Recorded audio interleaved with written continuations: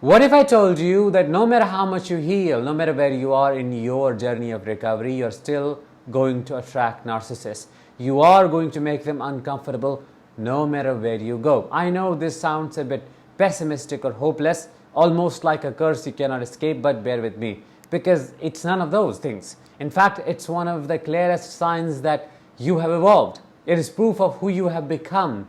And once you understand the deep spiritual reality behind this, you will stop taking the reactions personally.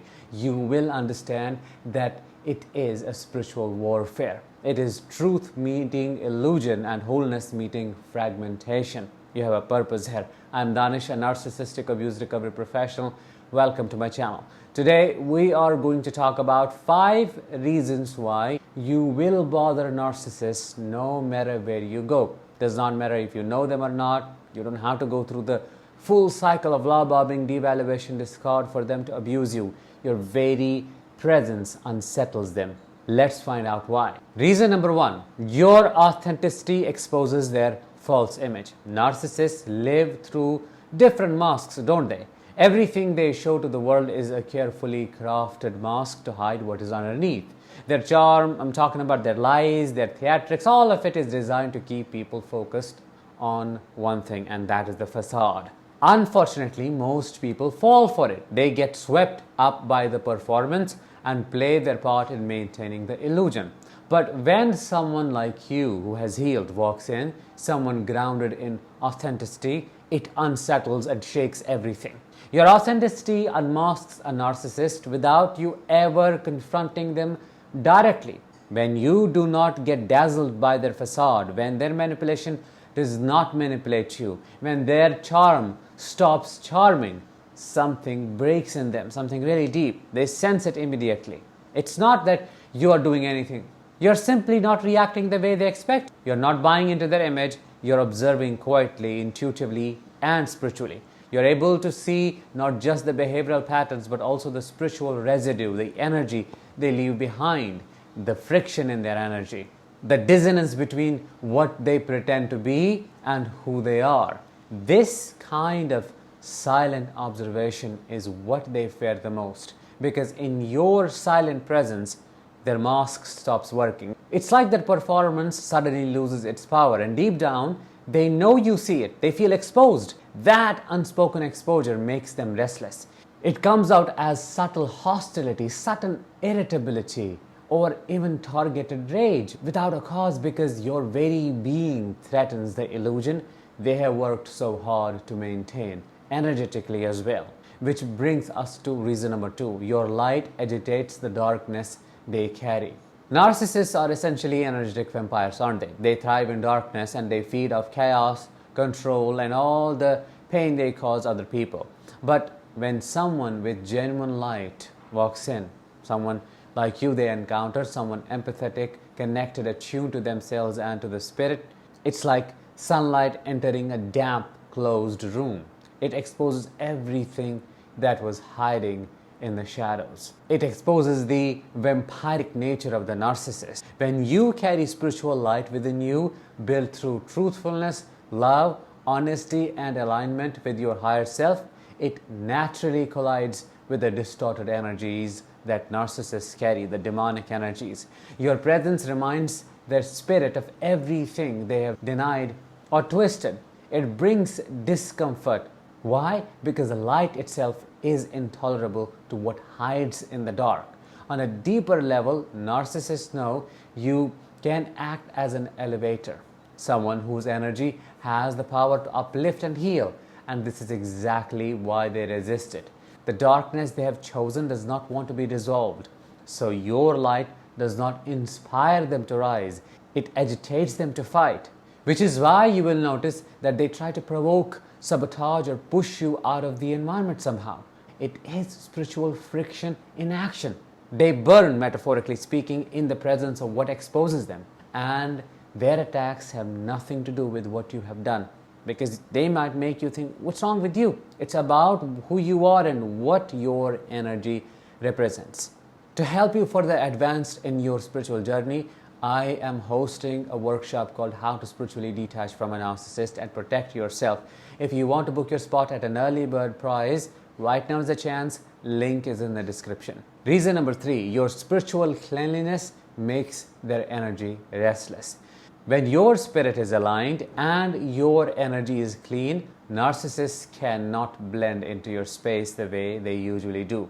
Spiritual cleanliness does not mean perfection in any way. It means you're not carrying layers of hidden guilt, deception, or malice like them. It means your inner world is not rotting in secrecy, and that creates a vibrational clarity which unsettles those who are steeped in spiritual dirt. Their energy is unclean because it is built on lies, envy, rage, and spiritual decay. It is the residue of years of manipulation, betrayal, and moral corruption. When this kind of energy comes into contact with spiritual cleanliness, the contrast is unbearable. It manifests in different ways. A lot of narcissists you will see become hyperactive and mocking. Some try to provoke shame in you because what they are really feeling is their own shame rising to the surface, you see. Others project spiritually. They accuse you of the very rot that lives inside them. They might taunt you, mock your values, or suddenly become uneasy without knowing why. But what is actually happening is simple. Your energy acts like a mirror. It reflects back the spiritual disorder they have been trying to ignore.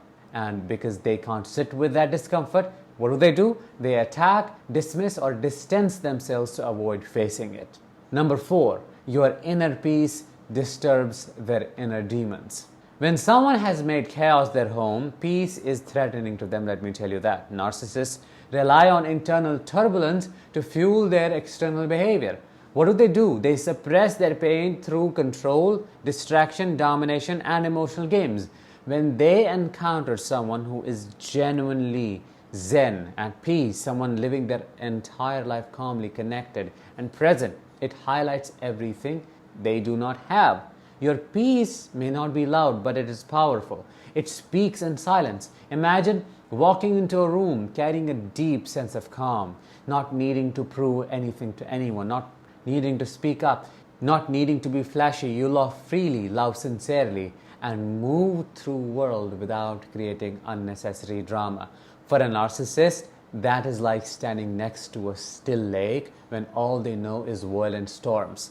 The absence of noise is devastating because it exposes their inner noise. They become aware of their own inner chaos in contrast to your serenity, and it's unbearable. It stirs envy, jealousy, and extreme rage. They want to break that peace, pull you into their storm, or simply destroy what they cannot have. You may notice how narcissists often target those who are simply living their lives joyfully and quietly. Why do they do this? Because, as I said, your calmness is their mirror, and the reflection is too painful to look at. Which brings us to number 5. Your self-worth breaks their illusion of superiority. Every narcissist builds their identity on being above others, don't they? They need to feel smarter, richer, better looking, more accomplished, anything basically that places them on a pedestal. But that illusion only works when others unconsciously agree to it. The moment you walk in with genuine self-worth, not inflated ego but quiet confidence, that hierarchy crumbles.